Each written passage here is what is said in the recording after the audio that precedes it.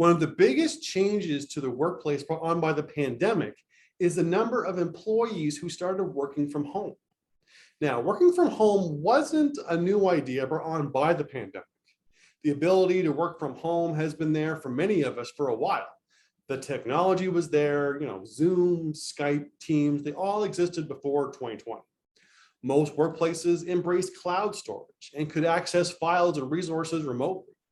And the digitization of our workplaces allow us to largely abandon paper in lieu of virtual documents if we so choose. The ability to work from home has always been there, but what hasn't been there until recently was our mindset and the broad acceptance of working remotely. Most employers still believed that the office was the best place to get the most productive work done. And working from home was more like answering emails on your day off. Work could be done, but it was nothing what people could do or accomplish from their desks at work. But then all of a sudden, we were all in our homes and the working from home experience was thrust on everyone who could do even a little part of their job from home. And we discovered that for many of us, we could work as well, if not better, from home than we could at the office. A study by ProScore found that workers are able to be 47% more productive working from home. That's a significant increase in productivity. Now, many workplaces are still trying to return to a sense of normal, but the cat is out of the bag. And working from home is a real option that most of us do not want to give up. But is working from home a blessing or is it a curse? Many people struggle with working from home because sometimes it's the demands of their home life, things like childcare or elder care responsibilities. To others, it really is just about working better at the office. It gets them in the right mindset that's where all the good tools and resources are. Others find working from home is bringing the demands, stresses, obligations from work into their personal life.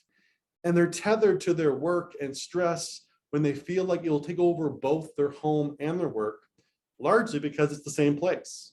Remote working, for all of its benefits to productivity, reduced commute, and flexibility, has also caused a serious increase in burnout. 69% of workers are experiencing burnout from working from home. This is the double-edged sword that is working from home. On one hand, it increases productivity, reduces the commute to work, and provides more flexibility and autonomy. But on the other hand, it's creating a significant amount of employee burnout. So again, is working from home a blessing or a curse? Well, the answer is surprisingly less about where you're working and more about the expectations of organizational culture placed on you when you are working. If you're working for an organization that is providing you clear expectations, encouraging you to unplug, gives you the resources you need to provide good work, and allows you to work where and when you're going to provide your most productive work, plus here's the response to your ideas and requests for support, then working from home or really anywhere will be a pleasure, a blessing. However, if you work for an organization that expects you to be present at long team meetings with little relevance, but requires participation and monitoring, has keystroke tracking to capture working times, assumes you are accessible and will respond to any requests at all times, even outside of working hours, and tries to maintain the same level of oversight and control over staff that they had in person, then working from home will be a curse, a nightmare, really. What this all comes down to is the workplace culture. Whether in person, hybrid, or remote, the culture of your workplace and the expectations placed on staff defines how productive they are, how motivated to provide their best work they are, and how likely they are to burn out.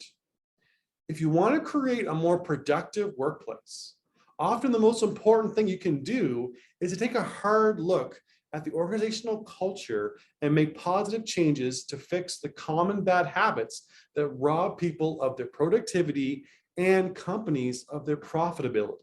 Here's a quick tip to help improve things for remote and hybrid workers. To avoid the expectations that people are always accessible and allows workers to unplug so they can recharge, use the email delay function on your Office email program. Pretty much every workplace email system has a setting where you can choose to have emails not be delivered until a set time.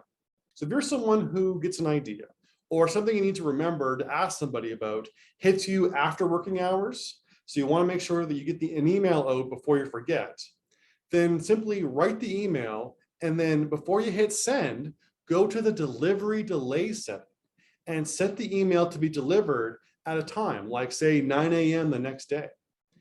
That way, people on the other end are not thinking that they are expected to respond outside of working hours. And you're showing that you respect their need to find work-life balance, but you are still able to get the thoughts and requests out while you still remember. That's a very small idea, but little things like that can have a huge impact on whether working from home is a blessing or a curse in your workplace. So for more ideas on creating a better, more productive workplace culture, don't forget to subscribe to this channel and check out our next video with more tips and ideas. Plus, feel free to share your ideas on little improvements of how to improve working from home in the comments section. So I hope something here will resonate with you, and I hope to see you next time.